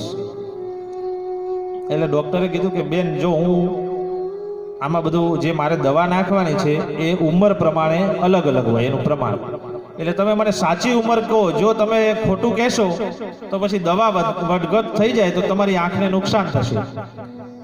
એટલે કે એવું? તો કે હા. તો કે 30 વર્ષ. એટલે પેલા ડોક્ટરે કીધું કે બેન હજી સાચું બોલો, આમાં મને તો કઈ ફેર નહીં પડે, પણ તમારી આંખને નુકસાન થશે તો તમને અને મારું નામ બગડશે. બેન કે 35 વર્ષ. પેલા ડોક્ટરે ફરીથી કીધું બેન હજી એકવાર ખરેખર કહું છું સાચું બોલો. બેને છેલ્લી વાર કીધું કે 40 વર્ષ. હવે તારે જે કહેવું હોય કે જે કરવું હોય કર, બાકી હવે આનાથી આગળ વધશે. ઉંમર હતી 64 વર્ષ, પણ સાચી તો નહીં જ. ઓલાને તો દેખાય જ ને કે આ 40 નું તો નથી, પણ તોય હવે 40 આપણે હવે આનાથી મોટા તો નહીં જ થઈએ. તારે જે કરવું હોય કર, ભલે આંખ જવી હોય તો જાય, બાકી 40 ના 41 તો નહીં થાય. આ જે જીદ પકડીને આપણે સાહેબ બેઠા છીએ, એટલે વૃદ્ધાવસ્થા આવે છે છતાંય આપણે એને સ્વીકારતા. આપણે તો વૃદ્ધાવસ્થા ચોકઠા આવી ગયા એટલે ખાવા પીવાનું તો બધું ચાલુ જ રહે છે. બરાબર. તો આ બધાના કારણે વૃદ્ધાવસ્થાનો સ્વીકાર કરતા નથી, પરિણામે આપણે ભગવાનનું ભજન કરતા નથી, અને એટલે માટે આ કળિયુગની અંદર આપણે પાપને ભોગવ્યા કરીએ છીએ. અહીંયા તો કલિયુગ તો કેવલ નામ આધાર. આમાં તમારે યજ્ઞ કરવાની જરૂર નથી, દાન ધર્મ તપ કઈ જ કરવાની જરૂર નથી. માત્ર ભગવાનનું એક વખત નામ લો તો પણ ભગવાન કહે છે ગાયના શિંગડા ઉપર રહીનો દાણો મૂકવાનો, પડી જાય ને એ પહેલા ભગવાનનું નામ લઈ લેવાનું. એ પડી જાય એટલે તમારે સમજવાનું કે આપણો બેડો પાર. કેટલી વાર રહે? 1 સેકન્ડ એ ન રહે. પણ એટલી વાર પણ ખરેખર સાચા ભાવથી ભગવાનનું નામ લેવું પડે. ઉપર છલ્લું લઈએ તો ન ચાલે. વાણી છે ને, વાણીના ઘણા બધા પ્રકાર છે. બોલીએ ને એમાં ઘણું બધું અલગ અલગ બોલી શકાય. એક તો મોઢેથી બોલી શકાય, જે ઉપર છલ્લું હોય, સ્વાભાવિક વાતો કરતા હોય, આ બધી વાણીથી ઉપરની વાણી છે. પણ બેનો તમે જોજો, કોકની નિંદા કરતા હોય ને તો એ જે શ્વાસોશ્વાસની ક્રિયાથી જે વાત કરે, છાની માની, એ ગળું દબાઈ અને ગળામાંથી હા કંઠ રૂંધીને વાત કરે, અવાજ ના આવે, એમનામ જ વાત થઈ જાય. એ તો જેને ખબર પડે એને જ પડે. હા, બાજુમાં બેઠા હોય એને અડધું જ સમજાય, અડધું તો ન સમજાય, અડધું તો એમની જાતે ઉમેરી લેતા હોય. એ જુદા પ્રકારની વાણી છે. એક હૃદયંગમ વાણી, એમાં અવાજ ન નીકળે પણ હૃદયથી કોકને યાદ કરીએ તો એ સામેના માણસને એની અસર થાય છે. ક્યારેક એવું બને કે હમણાં જ તમને યાદ કર્યા અને તમે આવી ગયા, એ હૃદયસ્થ વાણી છે. હૃદયથી યાદ કરો અને માણસ હાજર થાય. એમ હૃદયથી જો યાદ કરો તો ભગવાન પણ હાજર થાય. પણ ભગવાન કે હજી મને એમાં પણ અસર બહુ નથી થતી. ભગવાન સાંભળે છે નાભીની વાણી. નાભીમાંથી અવાજ નીકળે તો ભગવાન એનું શ્રવણ કરે છે. અને એ અવાજ ક્યારે નીકળે ખબર છે? રસ્તામાં ચાલ્યા જતા હોય અને સાંકડી ગલી હોય, એ ગલીમાં વચ્ચે પહોંચી જઈએ પછી કોક એમ કે હા સામેથી આવે ને કૂતરું હડકાયું છે, ધ્યાન રાખજો. અને પછી માણસ ભાગવા લાગે ને કૂતરું નજીક આવી જાય ત્યારે રાડ પડે, ઓ માં, એ જે ચીસ પડે એ નાભીનો અવાજ છે. આવો જ્યારે અવાજ નીકળે ને આર્તનાદ કહેવાય. એ સમયે ભગવાન આવે છે. પણ આવો ઘડીએ ઘડીએ ના નીકળે. એ તો ભય લાગે તો જ, ભય બી ને હોય ન પ્રીતિ. ભય વગર તો કોઈ એકબીજાને પ્રેમ કરતું નથી. ભગવાનની પાસે તો ભય સિવાય માણસ જતો જ નથી. દુઃખ આવે ને ત્યારે જ ભગવાનની પાસે જાય, સુખ આવે ત્યારે તો કોઈ એને યાદ કરતું નથી. એટલે સંતો કહે છે કે મને મુશ્કેલી જ્યારે પડે ત્યારે તને યાદ કરું. મને મુશ્કેલી જ્યારે પડે ત્યારે તને યાદ કરું. હવે સુખમાં હું વિસરું તને, દુઃખમાં હું યાદ કરું. યૌવન જ્યારે મારા અંગમાં છલકે, પાપો કરતા મારું મુખડું મલકે. જ્યારે કાયામાં કીડા પડે ત્યારે તને યાદ કરું. મને મુશ્કેલી જ્યારે પડે ત્યારે તને યાદ કરું. યુવાન હોય ને ત્યારે એની પાસે બાહુબળ હોય છે. ત્યારે તો એને એમ થાય હું જ સમગ્ર વિશ્વને જીતી શકું, મને કોઈ ન હરાવી શકે, મારે કોઈની જરૂર નથી. ત્યારે તો કંઈક ભગવાન ભગવાન કઈ હોય નહીં, કિસ્મત બિસ્મત કઈ હોય નહીં. મહેનત કરો એ જ આપણી કિસ્મત. પણ ભાગ્યમાં હોય તો જ મળે છે સાહેબ, નહીતર મળતું. 1 લાખ રૂપિયા કમાતા હોય, 2 લાખ કમાતા હોય, 5 લાખ કમાતા હોય, પણ ભાગ્યમાં હોય તો જ તમે સુખી થઈ શકો. બાકી મહેનત કરવાથી સુખ મળતું નથી સાહેબ. તમે જો મહેનત તો આ મેટ્રો કેટલા ટાઈમથી ચાલે છે અને 24 કલાક ગોધરિયાઓ બધા કામ કરે છે.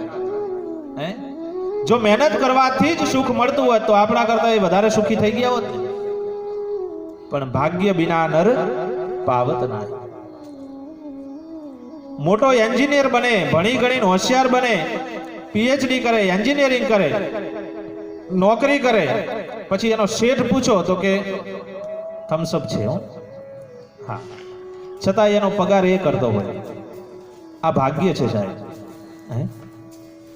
ભાગ્ય વગર કોઈ માણસ પ્રાપ્ત કરી શકતું નથી.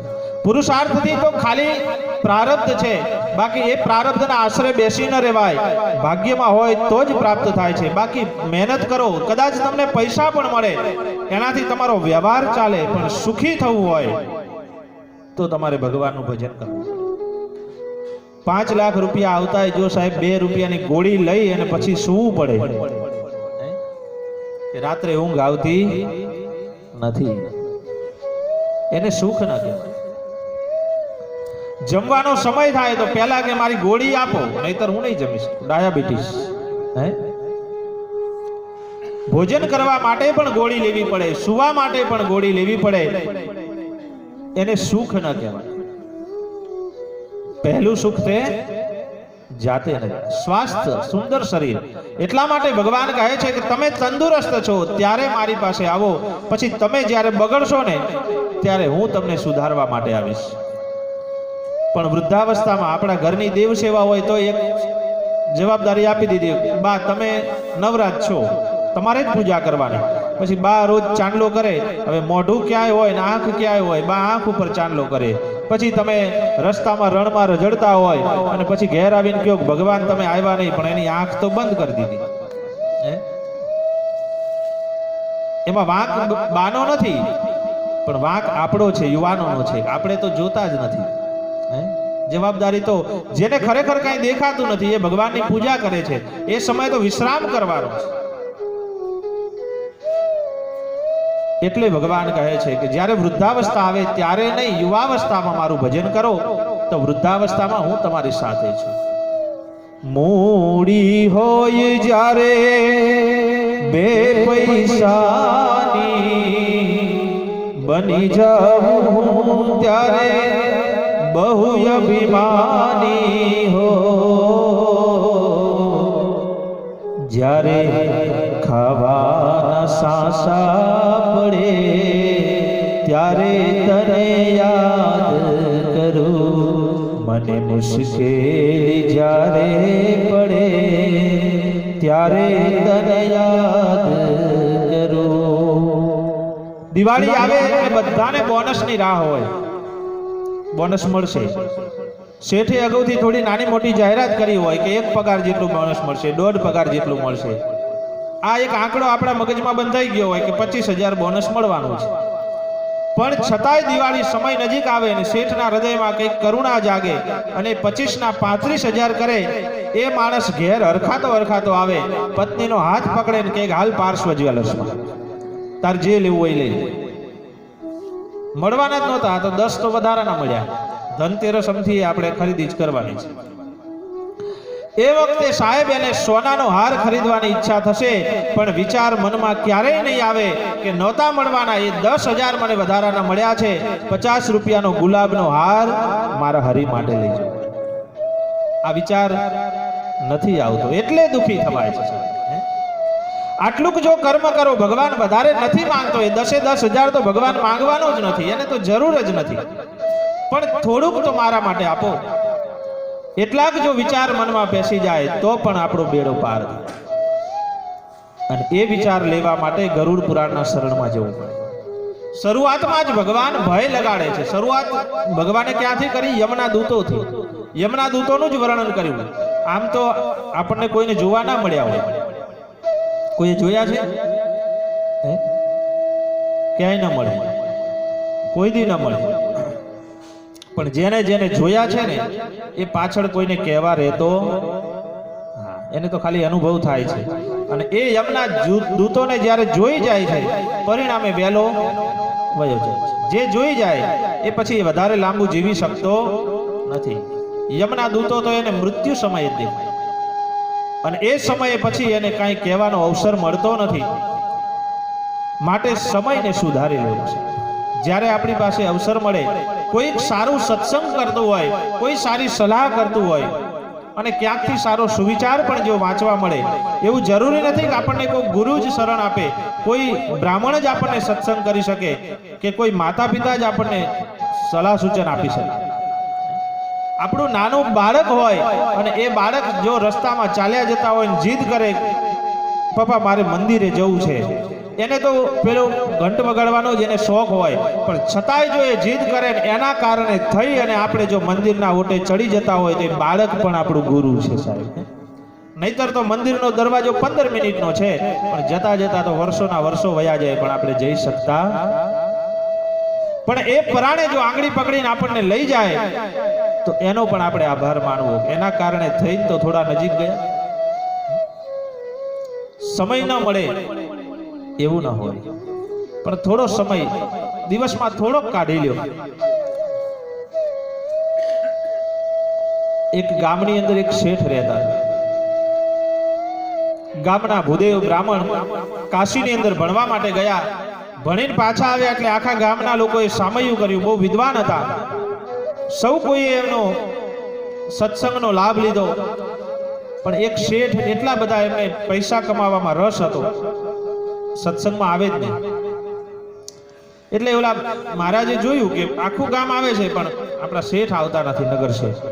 એટલે મહારાજ પછી નગર શેઠના ઘેર ગયા અને ઘેર જઈને કીધું કે તમે થોડોક સમય કાઢો તો તમને ત્યાં મંડપમાં આવવાનો તો સમય ન મળે, તો હું તમને ઘેર આવીને તમે જો થોડીક વાર નવરા પડો ને તો તમારી દુકાને બેસીને હું તમને કથા સંભળાવું. એટલે પેલા શેઠે કીધું મહારાજ આજે ટાઈમ નથી, હવે પછી રાખો, કાલે રાખો. કાલે બીજે દિવસે મહારાજ ગયા તો કે તમે આજે આવ્યા પણ આજે અમારે આ થોડું કામ ને ગરાગી, આજ તો રવિવાર છે એટલે થોડું ભીડ ભાડ રહેવાની, આવતીકાલે રાખો. 15 દિવસ ગયા, 20 દિવસ ગયા, 6 મહિના ગયા, પણ શેઠ ઓલા મહારાજ રોજ આવે પણ શેઠ એમને મચક આપે નહીં, કથા સાંભળવામાં રસ જ નહીં. હવે એની પત્ની આ બધું રોજ જોવે કે રોજ આપણા ગામના મહારાજ આવે છે અને એને સમજાવે છે, પણ શેઠ કથા સાંભળવા માંગતા. સમય આવ્યો અને શેઠ બીમાર પડ્યા. ડોક્ટરે એને દવા આપી અને દવાનો સમય થયો. સવારે, બપોરે, સાંજે 3 ટાઈમ લેવાની હતી. એટલે બપોરનો સમય થયો ને થોડીક શેઠને પીડા થવા લાગી. એટલે એની પત્નીને કીધું મને પેલી દવા આપો ને. એટલે એની પત્નીએ કીધું હમણાં આપું, થોડીક વાર રહો, આપું છું, હું આ કચરો વાળી લઉં પછી આપું. કચરો વળાઈ ગયો, પેલો સૂતો સૂતો જોવે છે, પછી હવે મને દવા આપો ને, તો કે હા હવે પોતું કરી લઉં પછી આપું. એ થઈ ગયું. પછી કે હવે રસોઈ બનાવી લઉં પછી આપું. 4-5 વખત પેલા શેઠે કીધું. એને તો અંદરથી પીડા થતી હતી, સહન થતી નહોતી, એટલે એને 5-6 વખત કીધું. પત્નીએ બાના બતાવ્યા એટલે એક વખત ગુસ્સો કરીને કહેવા લાગ્યો હવે ક્યારે આપશો, હવે હું મરી જઈશ ત્યારે આપશો? આમ નામ જો સમય વીતી જશે, હમણાં હું વયો જઈશ. ત્યારે એની પત્નીએ કીધું આ આટલી વારમાં થાકી ગયા? પેલા મહારાજ 6 મહિનાથી આવે છે, હે એ ક્યારે સાંભળશો? પછી વયા જાવ, પછી અવસર આવે ત્યારે એનો પણ સાહેબ સાંભળી લેવું. એટલે હરિભજનનો કોઈ સમય નક્કી નથી, પણ ભગવાન એવી પ્રાર્થના આપણને સૌને કરે છે કે યુવાન હોય ત્યારે ભગવાનના શરણમાં જાઓ. પણ જો આપણે તો એવું કે કદાચ કોઈક યુવક માણસ જો વધારે આવી સત્સંગની વાતો કરે ને ભક્તિ ભાવ કરે તો આપણે એનું ભગત નામ પાડી દઈએ. એટલે એ ભગત એટલે પાછા આપણે પેલી રીતે ભગત ના કહેતા હોય, એને કટાક્ષમાં કહેતા હોય. એનાથી ધીમે ધીમે આપણે થોડા દૂર રહેતા જઈએ. આપણને તો જે 135 ચોડીને અડધો અડધો કરે એમાં મજા, આપણને એમાં મજા કે જે આડોશી પાડોશીની વાતો લઈને આપણને સંભળાવે તો એની સાથે મજા આવે. વધારે ન કરી શકો તો સાહેબ કઈ નહીં, વ્યસન ન છોડી શકો તો કઈ નહીં, પણ થોડા થોડા જો અપશબ્દ બોલવાના છોડી દઈએ ને તોય આપણો બેડો પાર થાય. હરિનું ભજન તો એક બાજુની વાત છે સાહેબ, પણ માણસ તો તમે જુઓ તો ખરા 24 કલાક એના મોઢામાં આ બધા સિવાય કઈ વાત. થોડુંક થોડુંક એ ઓછું કરીએ ને તોય ભગવાનની પ્રીતિ જાગે. આ બધો એક પ્રકારનો સડો જ છે. એટલે ભગવાન કહે છે હે ગરુડજી, આ સમયે જીવ એને એમ લાગે છે કે મારો આખો જન્મારો મેં નિરર્થક કરી નાખ્યો, હવે કોઈ ઉપાય નથી. ભગવાનને કરગરે છે, પણ પતિની સેવા કરવી એ સ્ત્રીનો ધર્મ છે, ભગવાન કહે છે. અને આવું જાણવા છતાં પણ જે પતિવ્રતા સ્ત્રી ધર્મ પાડ્યો નહીં, વૃદ્ધ સાસુ સસરાની સેવા કરવી અને પ્રતિષ્ઠા જાળવી નહીં, પતિ મૃત્યુ પામતા આ સ્ત્રી સતી થઈ નહીં, વૈધવ્યમાં એને સંયમ પાડ્યો નહીં, વ્રત કર્યા નહીં, આવા બધા દુષ્કર્મ મારે હાથે થવાથી હું દુઃખી થાઉં છું. એક સ્ત્રીનો આત્મા આવું બોલે છે. 18મા દિવસે સૌમ્યપુરની અંદર આ જીવાત્મા જાય છે અને અહીંયા નગરની અંદર એક મોટો પ્રેતનો સમૂહ હોય એને જુએ છે અને અહીં પુષ્પભદ્રા નામની નદી અને રમણીય વડ છે, ત્યાં તે આરામ કરવાના આશયથી શોભે છે અને પોતાના પરિવારને સંભાળે છે. એ વખતે યમના દૂતો તેને મુદગર વડે માર મારતા કહે છે કે તું અત્યારે જેને યાદ કરીને શોક કરે છે ને તેમાંનું કોઈ અહીંયા તારી સાથે હાજર નથી. તે જે કર્મો કરેલા છે હવે એ તારે એકલાય જ ભોગવવાના છે. હવે એમાં કોઈ સાથે આવવાનું યમના દૂતો જીવાત્માને કહે છે. આ જીવાત્મા જ્યારે માર્ગની અંદર ગતિ કરે ને એમાં સતત એને ગતિ કરવાની નથી હોતી. આટલો બધો પાપી જીવાત્મા હોવા છતાંય અને આટલા બધા ક્રૂર યમના દૂતો હોવા છતાંય એનામાં થોડી કરુણા છે એટલે સમયે સમયે ભગવાને વિસામા ગોઠવ્યા છે. અને એ વિસામો જ્યારે આવે ને ત્યારે અહીંયા ઋષિ મુનિઓએ એ સમયે પૂજા કરવાની. 12 મહિનાનું એક ચક્ર પૂરું થાય, 1 વર્ષનું, એમાં 16 વખત પિંડદાન કરવું પડે. બરાબર? એક વખત નહીં, 16 વખત એનું પિંડદાન કરવું પડે. 15 દિવસ થાય, 1 મહિનો થાય, 1.5 મહિનો થાય, 2, 3, 3.5, 4, 5, 6 અને 6.5, પછી 7, 8, 9, 10, 11, 12 આ બધા મહિનાના અંતમાં એની જે તિથિ આવે એ સમયે એનું પિંડદાન કરવું. કારણ કે એ સમયે એને વિશ્રામો મળે છે અને એ વિશ્રામ મળે એ સમયે પૂજન કરીએ તો આ જે માર મારે છે ને એ ન મારે, એને દુઃખ પડે છે ન પડે, આગળના માર્ગની અંદર પણ એને બધું પ્રાપ્ત થાય. એટલે 16 માસિક શ્રાદ્ધ કહ્યું. અત્યારે આપણે બધા પેલા મહારાજને પૂછે, કોક હોય ને તો કે મહારાજ પેલો માસિયાનું હરાઈ દીધું ને, હે એ માસિયો રહ્યો એ 16 વખત પિંડદાન કરો ત્યારે હરાય. બરાબર? એક પિંડ થી કઈ થાય? 16 પિંડ મૂકી અને સમયે સમયે ખરેખર મૂકવા જોઈએ તો એને વિશ્રામ પ્રાપ્ત થાય. પણ એના કરતા આપણી પાસે સમય થોડો ઓછો છે. આપણે તો ઘણા તો અમારી પાસે એવા આવે મહારાજ આપણે બધું એક જ દિવસે હો, સવારે 7 વાગે ચાલુ કરવાનું, 9:30 પૂરું કરવાનું, એમાં 10મું 11મું 12મું 13મું બધું ઘરે કઈ નહીં, બધું નદી કિનારે. આવવાનું છે કોણ? તો કે હું એકલો, બીજું કોઈ નહીં. કેમ? તો કે મારી વાઈફને નોકરી ચાલુ, અમારા છોકરાને સ્કૂલ કોલેજ ચાલુ, કોઈને ટાઈમ જ નથી. જે પિતાએ પોતાના પુત્ર માટે આખી જિંદગી કાઢી, સાંભળ્યા પછી તમારે ઉત્તમ માર્ગ કયો છે એ તમારે એને અનુસરણ કરવું પડશે. હે જીવ, તું યમના પરાક્રમને જાણતો નથી, યમના દૂતોના બળને જાણતો નથી, યમ યાતના ન થાય તેવાના કર્મને પણ તું જાણતો નથી, અને જે વાતને નાના બાળકોને જાય છે તેની પાછળથી પણ તે કંઈ શીખવવાનો પ્રયત્ન કર્યો નથી. પુરાણોમાંથી પણ તે કંઈ સાંભળ્યું નથી, બ્રાહ્મણો પાસેથી પણ આ વાત જાણી નથી. આમ કહીને યમના દૂતો એને માર મારે છે, મૂર્છિત થઈને નીચે પડે છે, પછી ઊભો થઈને પછી ભાગવા લાગે, એટલે યમના દૂતો એને ઘસડવા લાગે. આવી શિક્ષાઓ થાય છે. જીવાત્માની બહુ દુર્ગતિ થાય. આપણે તો બધા શું, આ કોરોનામાં તો કેટલા બધા મૃત્યુ પામ્યા, પણ બધાને શોર્ટકટ મળી ગયું. ફેસબુક, વોટ્સએપ ને બધામાં મૂકી જ દેવાનું. કોઈ પણ પ્રકારની લૌકિક ક્રિયા આપણે રાખેલી 2 દી પછી બર્થડે આવતો હોય, એમાં બધું જ રાખેલું હોય. આ લગ્નગાળામાં કોઈએ કીધું નહીં કે આપણે જમણવાર રાખેલો નથી. 100 માણસ હતા, પરમિશન તો બધાએ 200, 300, 500 નો મેં કરાવ્યા એટલે મને ખબર છે, એક્સ્ટ્રા જ હતા. એમાં કોઈને ક્યાંય સરકારના નિયમો નડ્યા નહીં, કોરોનાનો ભય નડ્યો નહીં. પણ જ્યારે લૌકિક ક્રિયા કરવાની આવે છે ત્યારે શોર્ટકટમાં લખી નાખે કાંઈ રાખ્યું. ત્યારે પાછા એમને એમ થાય કે આપણે ડિસિપ્લિન વાળા છીએ, આપણે જ્ઞાની છીએ, આપણે તો સાવધાન રહી છીએ. પણ સાહેબ, પિતાની પાછળ કારજ કરવાનો, પોતાના પિતૃની પાછળ કારજ કરવાનો અવસર એ પુત્રને માત્ર ને માત્ર એક જ વખત મળે છે. જીવનમાં બીજી વખત ક્યારેય મળતો. પિતાનું મૃત્યુ થાય અને એનો 12 દિવસ થાય એ દિવસે જે સપિંડીકરણ શ્રાદ્ધ કરવાનો જે અવસર છે ને, એક જ વખત મળે. પછી જીવનમાં ક્યારેય એવો દિવસ ના આવે કે આને 12 દિવસ પહેલા મારા પિતાજી મૃત્યુ પામ્યા. એ 12મો દિવસ એક જ વખત આવે. અને એ દિવસે જેટલી શ્રદ્ધા ભાવથી, જેટલી શક્તિ ભક્તિથી અને જેટલી ઉદારતાથી જે કંઈ થયું તે થયું, બાકી એમાં પાછળથી કઈ સુધારો વધારો થાય નહીં. પાછળથી પછી ઘણું બધું જ્ઞાન થાય. માનો કે લાખ રૂપિયાની લોટરી લાગે, ખબર નહોતી પિતાજી આટલો બધો વીમો ઉતરાવ્યો ને આટલું બધું મળ્યું, હવે મારે દાન કરવું છે, પણ પછી દાન કરવાથી કઈ મતલબ રહેતો નથી. એ જીવાત્મા ખોરડે બેઠો છે ત્યારે તો એ નિશાસો નાખી ગયો કે મારા દીકરાને મેં આટલું બધું આપ્યું પણ એને મને કાંઈ આપ્યું. એટલા માટે સાહેબ જ્યારે આ ઉદારતાથી આ શ્રાદ્ધ કર્મ કરવું જોઈએ.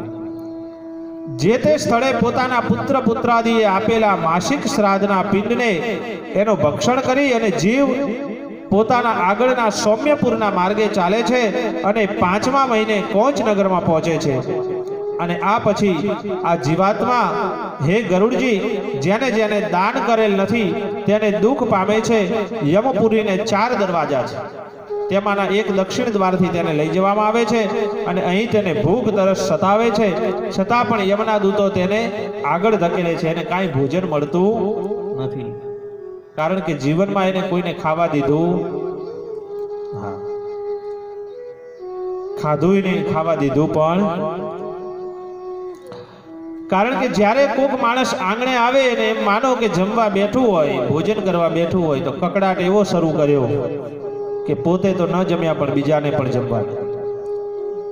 ભોજન કરતા કરતા એમાં પંક્તિ ભેદ કર્યો. પંક્તિ ભેદ કરવાથી પણ ઉપરથી પાપ લાગે છે, પુણ્ય તો કઈ થતું જ નથી. એટલા માટે આપણા ઘરડાઓ એક કહેવત કીધી કે જે ઘરની અંદર પેલા ભંગીને ઓરગાણાને જો તમે જમાડો આંગણામાં બેસાડી તો તમારું અભરે ભરાય, આવું કે છે ને. એટલે હવે એને કેટલી આપણે સંકુચિતતાથી લઈ લીધી છે કે ભંગીને આપણા આંગણામાં બેસવા માટે લોકો એને પૈસા આપે, તું અમારા ઘરે બેસીને જમ. હવે એમને પાછું એવું ચાલુ કર્યું ગમે તેટલા પૈસા આપે તો જમવાનું. પણ આ એક અડધું જ્ઞાન છે. મૂળ વાત જે આપણા પૂર્વજોએ જે કીધી છે એને તો આપણે સમજ્યા જ નથી.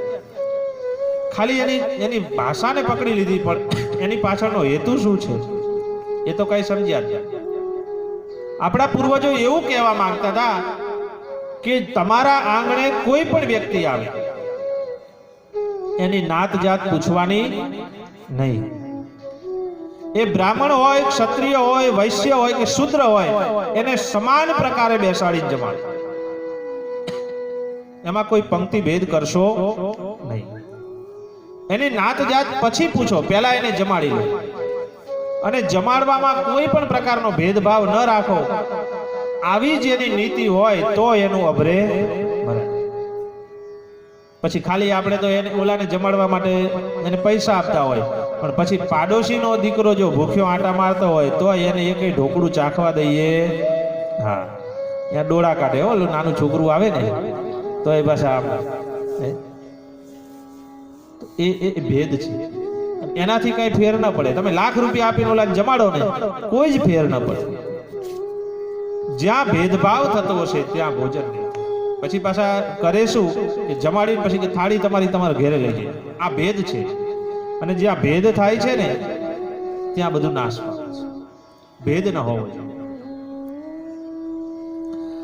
જ્યાં ભેદભાવ નથી ત્યાં જ અભરે ભરાય છે. એટલે તો જલારામ બાપાને ત્યાં તમે જુઓ કેટલી સંપત્તિ છે.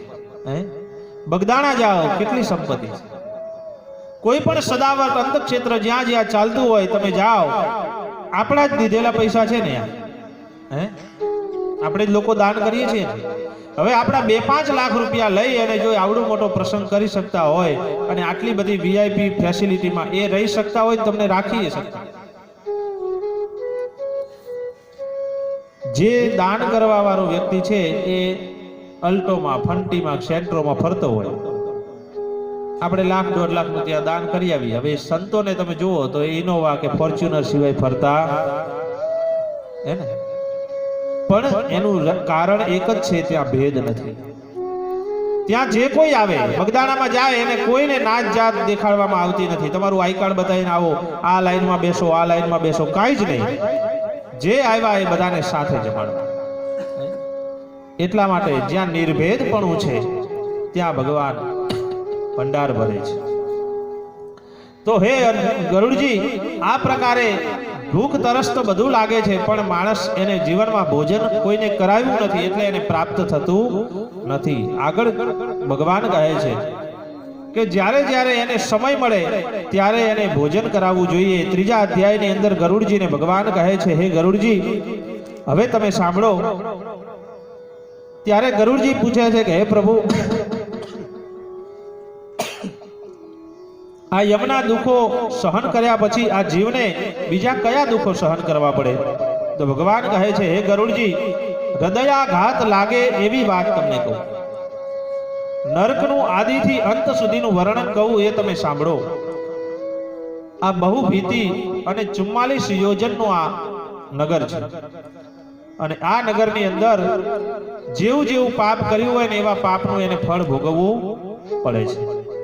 જેવા પાપ કરો એવું ફળ ભોગવવું પડે. ઘણા મંદિરોમાં ઓલા ચિત્ર દોરેલા જ હોય, તાવડાથી તળવામાં આવે, એને શેકવામાં આવે. આ બધું તો ત્યાં તો કરવામાં આવે, પણ અહીંયા તમારી એવી જ હાલત થાય છેલ્લે છેલ્લે.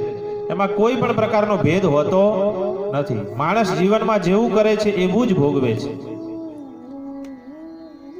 આપણે કોકના ઉછીના લીધા. એક બેન છે ને, શાકભાજીની દુકાને ગયા. બીજા એક બેન પોતાના નાનકડા બાળકને સાથે લઈને ગયા, અને બંને બહેનો પેલી લારીમાંથી શાકભાજી લે છે.